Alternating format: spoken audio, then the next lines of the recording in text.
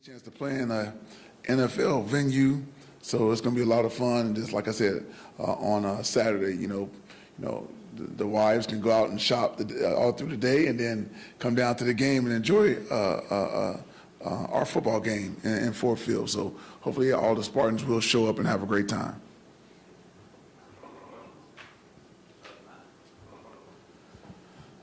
How much, every week we've talked about, sticking together and finishing, but to come back, rivalry trophy and a chance to play for another one, I guess how much just getting to the end, the finish line, and you guys sticking it out this whole time, how much value do you feel in reward and just what you guys have been able to do late? Well, like I told them again today, we're here now. We can actually see the finish line. I've been talking about finishing. There's a lot of different ways that you have to finish. It's starting with just your play, just that particular play, and I always say that in the series, in the quarter, and all that, in the game. And now we're not only going to do all those things this week, but also it's going to be finish the final game, finish the season. And so we're going to stick with that theme because that's very, very important. Not only in football but in life, you got to finish everything that you do. If you start something, have a mindset to always finish and do it with excellence. So that's our mindset for this week. I'm wondering for you, because your coach Perlis helped create this trophy that everybody loves so dearly, is there an added importance to win that? The beautiful land grant trophy. Yeah, it's very, very important to win it. First of all, to win the game, that's number one, and then the trophy comes along with it. It's something that Coach Perlis created, from my understanding. So that's always big because he was my coach. So we would love to bring it back home here to East Lansing. And when we open up our new building, we got a nice place we can put it in. Just same with the spittoon. So we definitely want to bring it back home. Honest thoughts about I'm not a liar. I told you I'm not a liar. Honest thoughts about the trophy. It's nice.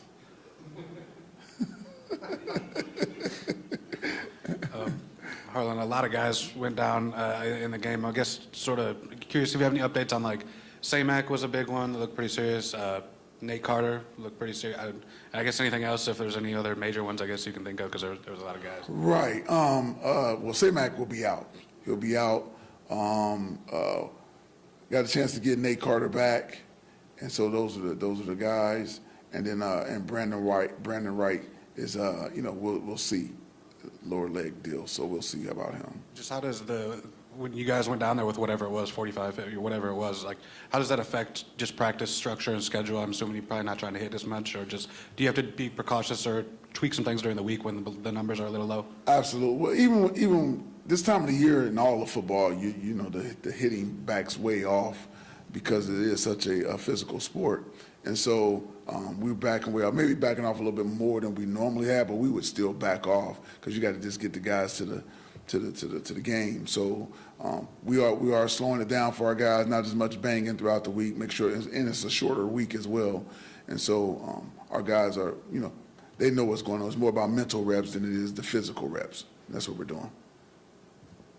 How much confidence do you think you guys gained on offense this past week, with Katin and Maliq and all, putting up some numbers and now facing another really good defense this week and just the latest challenge for you guys?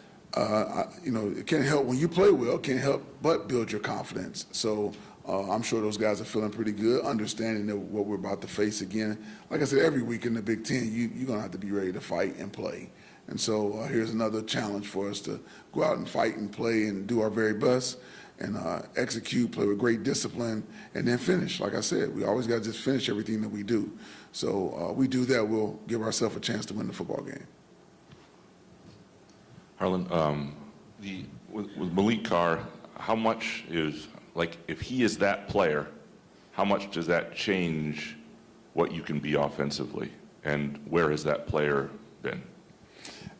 It could change a lot. Going into the Iowa game, I'll never forget, he was going to get used a lot. Well, you all saw the first part of the game, he had, 5, 6 catches, I think. And that was by design. And so, Maliq is a good football player, and I said it the other day when I was talking about Sam being. Maliq is I like guys like that. He's very, very, very confident. He's close to cocky. He's border, but he's very confident in his abilities. And when you're like that, you can go out and do things like he does. He's not shocked by those things when he does it. It's more like I told you. He hits you with that stuff. But he is a weapon. If we could have used him throughout the season like that, we were all trying to get better. Katin just now starting getting out there, and we was rotating Sam in and those type of things. But he is a weapon for us, and we have some others as well. Great catch by Montori, Lonte Brown, just some guys that I think Katin is just getting more comfortable in what he's doing. So hopefully he'll have another great game this week, and get the ball to Maliq as well. Wonder with Penn State, obviously their defense has been kind of their calling card. What have you seen from that? And then it sounds like their quarterback is going to play, but how do you kind of go into this week knowing he was out for that game and kind of prepping for that? Well, you always believe that the guys are going to be able to play until you hear otherwise. Sometimes until we see, we don't believe anything as coaches until we see it for ourselves. And so, we expected him to play. We're expecting the quarterback to play. As far as their defense is concerned, they play really good defense. They got good players. They play hard. They understand the scheme, and so and they'll come after you a little bit. So it's what we know what to expect from these guys, and we just got to go out and execute our plan. What's your travel itinerary with a game at Ford Field? Do you go in Thursday night and hotel there? Yes, we're going to go down Thursday. So I'm wondering, hotel, bus trip, does this kind of feel like a road game?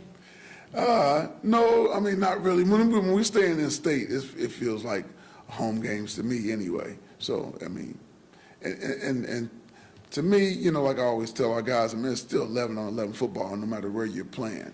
So the crowd can be a crowd if you be a factor if you let it be a factor. But it's all mindset to me. I mean, they can't play, so they can yell and scream all they want to on either way. It doesn't matter.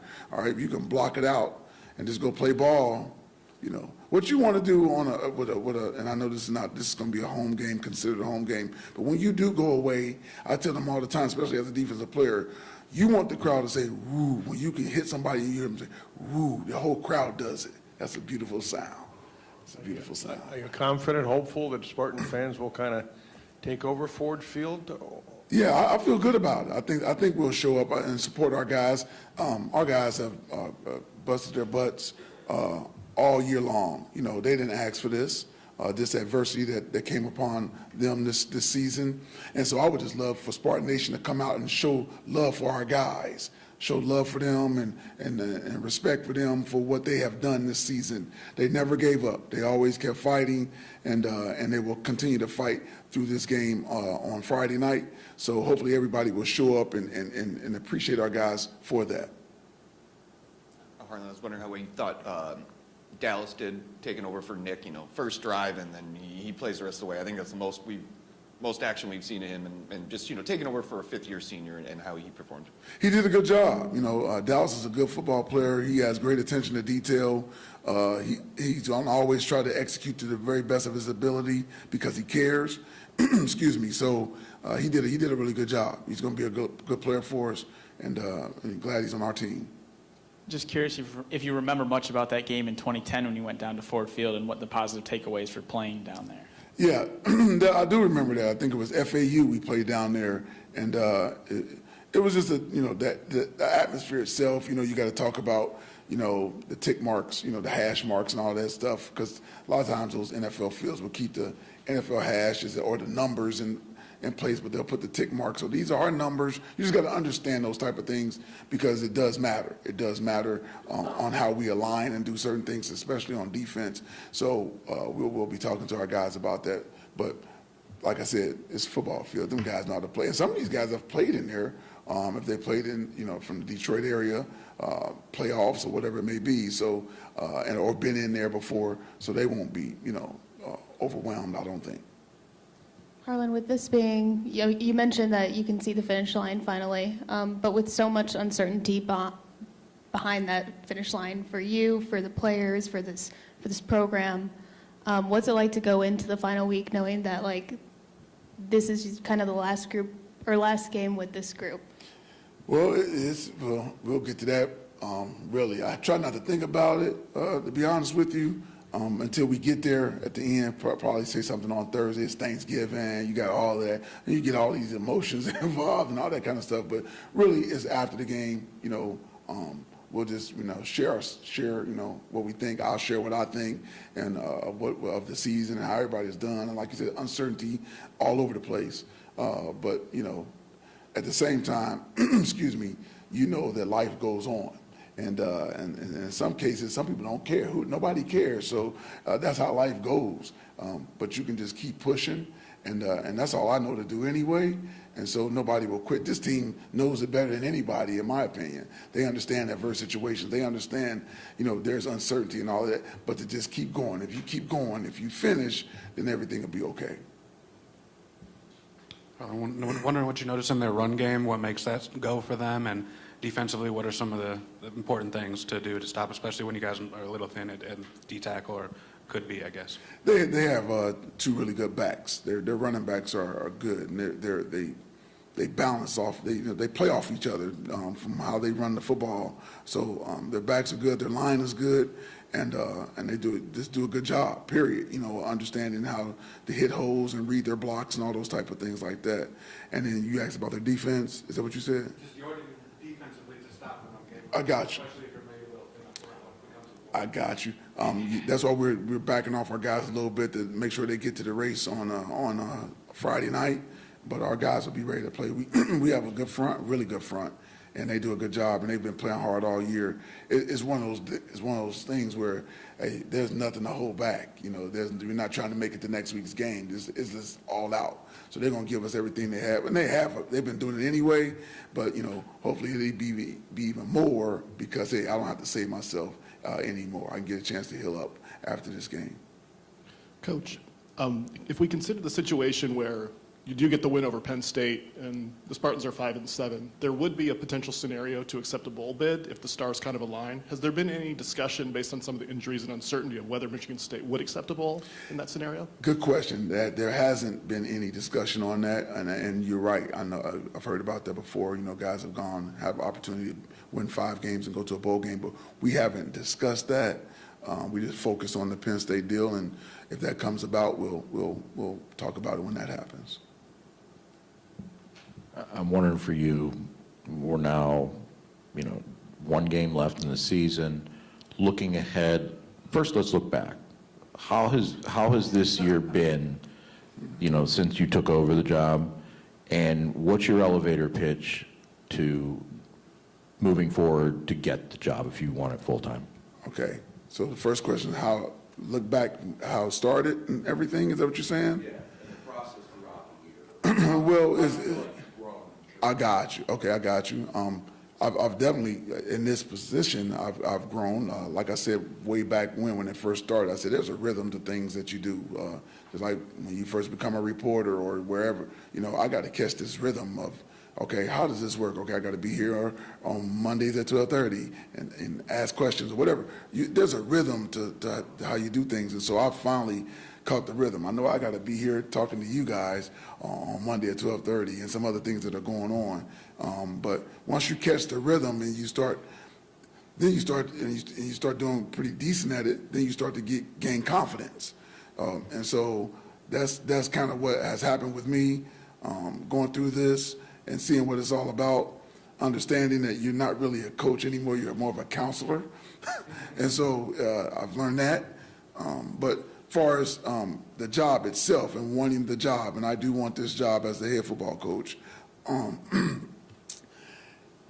I said this before, there's nobody that they can go find that loves this place more than I do, and I don't think will do a better job, because there's something to loving a place and caring about a place as opposed to just going there for a job, if that makes sense. So, there's extra that will be done, above and beyond understanding the place. I understand what Michigan State is all about and our alumni and our fans.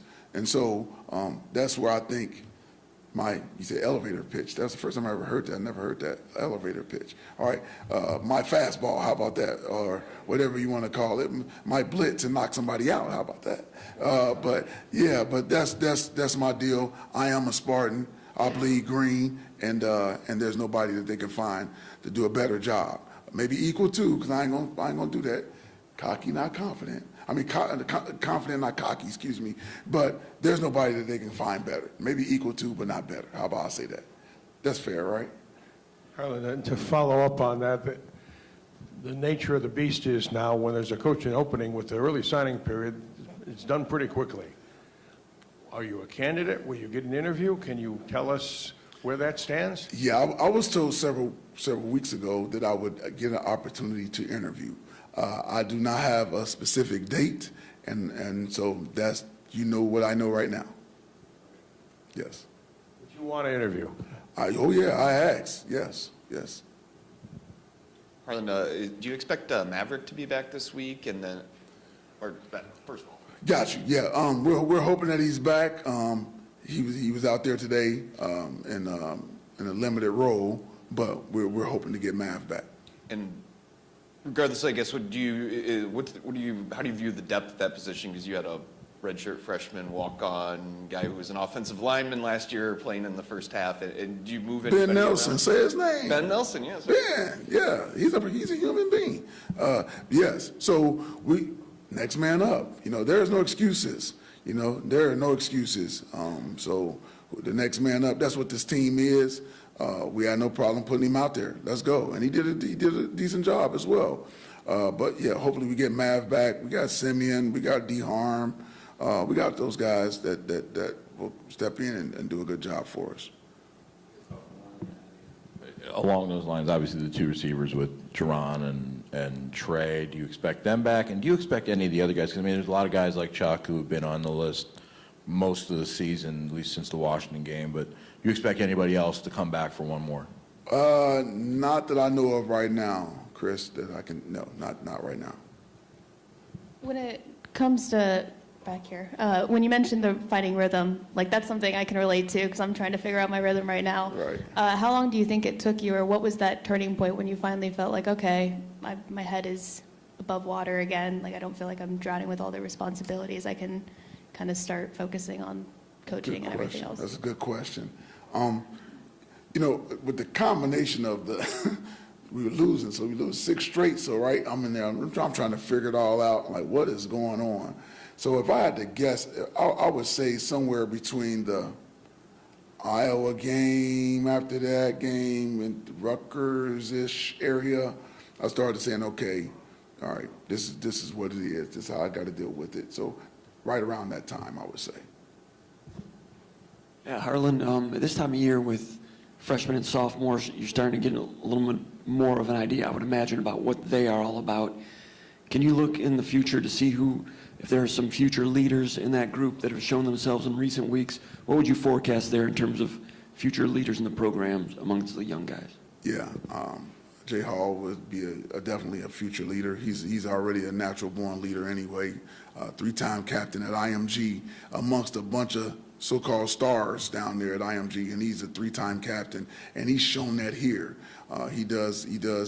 Jordan does a great job of communicating and knowing what to do. Extremely smart individual. So he's a young guy that I would say that has a chance to be a really, really good leader here for us. Similar to Kirk Cousins. I'm not saying he's Kirk Cousins, but Kurt was a three-year captain here for us, and he has those type of leadership qualities. That's the one that would jump out at me right now as the young people. All right, thank you guys. Thanks, huh? Thanks. Same to you guys. Happy Thanksgiving.